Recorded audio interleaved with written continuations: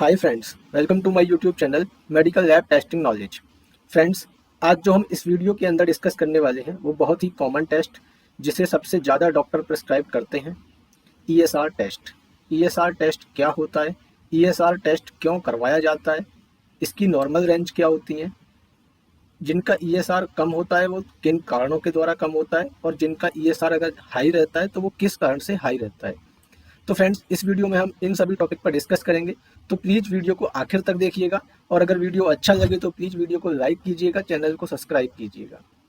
तो friends, start करते हैं सबसे पहले कि ईएसआर टेस्ट क्या होता है। फ्रेंड्स, ईएसआर का जो पूरा नाम होता है इरेथ्रोसाइट सेडिमेंटेशन रेट, इसका पूरा नाम होता है। ठीक है, ईएसआर टेस्ट एक प्रकार का ब्लड टेस्ट ही होता है। ठीक है, जो आरबीसी यानी कि रेड ब्लड सेल्स के लिए मुख्य रूप के लिए किया जाता है, यानी कि आरबीसी को देखने के लिए। ठीक है, ईएसआर टेस्ट से ये पता चल जाता है कि जो पर्सन है या जो पेशेंट है उनके ब्लड में किसी प्रकार का एक्यूट इन्फेक्शन तो नहीं है। ठीक है, ये बहुत ही महत्वपूर्ण टेस्ट है और आजकल आपने देखा भी होगा डॉक्टर सबसे ज़्यादा, यानी कि कोई भी टेस्ट अगर वो रिकमेंड कर रहे हैं तो उसके साथ में ईएसआर टेस्ट भी ज़्यादातर डॉक्टर प्रिस्क्राइब करते हैं।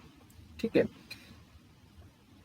तो फ्रेंड्स, ईएसआर टेस्ट एक नॉर्मल ब्लड टेस्ट है जिसमें मैंने जैसे बताया कि आरबीसी की जांच की जाती है। आरबीसी जो मतलब हमारे रेड ब्लड सेल्स होते हैं। ठीक है, इस जांच के यानी कि इस टेस्ट के द्वारा ये पता लगाया जाता है कि आपके ब्लड के अंदर कितने सेडिमेंटेन रेट हैं। ठीक है, यानी कि जो सेडिमेंटेन रेट होता है उसका इसमें पता लगाना होता है। अगर आपकी बॉडी में कहीं कोई सूजन या कोई घाव या कोई इन्फेक्शन का पता लगाना है तो ज़्यादातर डॉक्टर ईएसआर टेस्ट को रिकमेंड करता है। ठीक है, इससे ये भी पता लगाया जा सकता है कि आपके ब्लड सेल्स में की जो इन्फेक्शन दर है यानी कि इन्फेक्शन रेट है वो कैसा है और कितना है। तो फ्रेंड्स, आगे बात करते हैं इस वीडियो के अंदर हम। तो फ्रेंड्स, अब बात करते हैं कि ईएसआर टेस्ट कैसे किया जाता है, क्या कोई प्रिपरेशन होती है इस टेस्ट कराने के लिए। तो फ्रेंड्स, इसका जो सैंपल है वो नॉर्मल ही ब्लड सैंपल की तरीके से ही इसका सैंपल लिया जाता है, ब्लड सैंपल लिया जाता है इस टेस्ट के लिए और टेस्ट ट्यूब में सैंपल जाने के बाद इसे लैब के लिए भेज दिया जाता है और लैब में जाने के बाद वहाँ पर एक टेस्ट ट्यूब होती है जो आप जैसा कि आप एक राइट हैंड साइड पर देख रहे हैं, इस टाइप की एक टेस्ट ट्यूब होती है।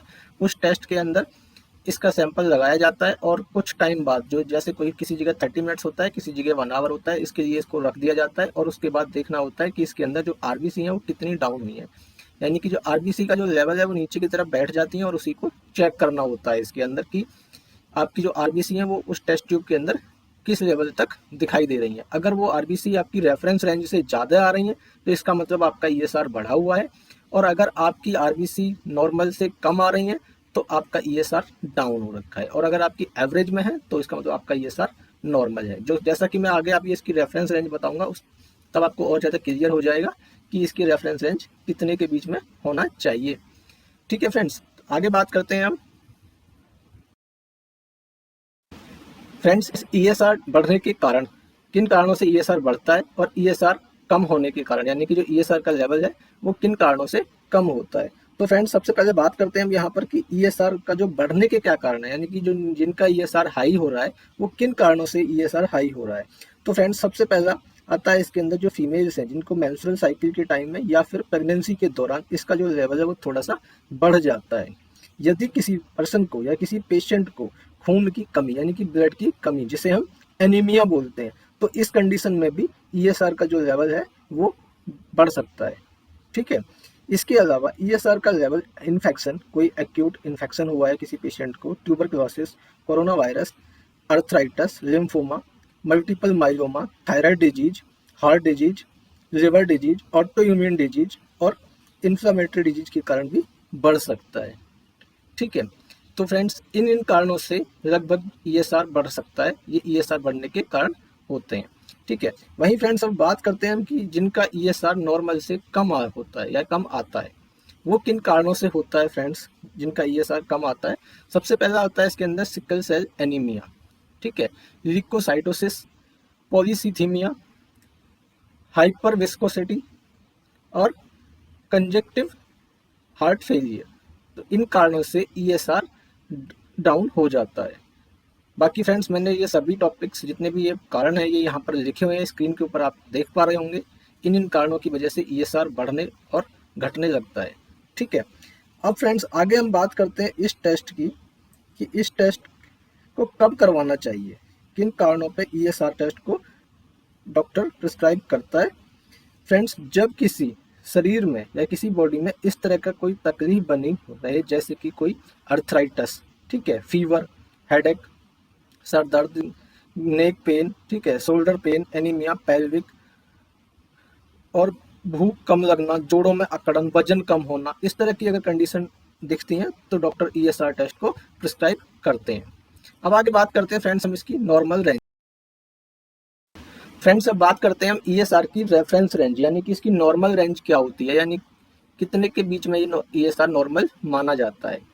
फ्रेंड्स, इसकी जो नॉर्मल रेंज होती है वो फीमेल्स की अलग होती हैं और मेल्स की अलग होती हैं। जैसा कि आप यहाँ पर स्क्रीन के ऊपर देख पा रहे होंगे, मैंने यहाँ पर जो इनकी रेफरेंस रेंज है वो लिखी हुई है एज ग्रुप के साथ में कि किस एज के अंदर कितनी होनी चाहिए और उसकी नॉर्मल क्या रेंज होती है। तो जैसे हम बात करें कि फीमेल्स के अंदर अगर वो कोई फीमेल से अगर वो 20 ईयर्स से कम है तो उसकी जो ESR की नॉर्मल रेंज मानी जाती है वो 0 से 10 mm पर हावर, यानी कि मिलीमीटर पर घंटा या हावर्स बोल सकते हैं। ठीक है, वहीं बात करें हम 20 से लेके 50 के बीच में तो 0 से लेके 20 के बीच रहनी चाहिए। और अगर 50 प्लस कोई एज है किसी पेशेंट की तो उसकी जो रेफरेंस रेंज है वो 0 से लेके 30 के बीच में मानी जाती है। फ्रेंड्स, सेम ऐसे ही मेल के अंदर इसकी नॉर्मल रेंज होती है, जैसा कि आप यहाँ पर देख पा रहे हैं, मैंने लिखा हुआ है कि मेल के अंदर ये वैल्यू है। बाकी कुछ लैबों में थोड़ी बहुत इसकी जो वैल्यू है वो चेंज भी हो सकती हैं, क्योंकि कुछ लैब्स में क्या करते हैं कि उसमें बच्चे की जो चाइल्ड है उसकी वैल्यू अलग देते हैं, एडल्ट की अलग कर देते हैं और एज ग्रुप के हिसाब से भी उनकी वैल्यू देते हैं। सेकंड डिपेंड करता है इसके मेथड के ऊपर कि जो इस टेस्ट के जो मेथड होते हैं ना, मेथड पे भी कुछ नॉर्मल रेंज डिसाइड की जाती है कि जो वेस्टरग्रीन मेथड है वो उसकी वैल्यू कुछ अलग होती है, जो वेंड्रॉप मेथड है उसकी वैल्यू कुछ अलग होती है। ठीक है फ्रेंड्स, तो फ्रेंड्स अगर वीडियो अच्छा लगा हो तो प्लीज़ वीडियो को लाइक कीजिएगा, चैनल को सब्सक्राइब कीजिएगा। Thank you so much.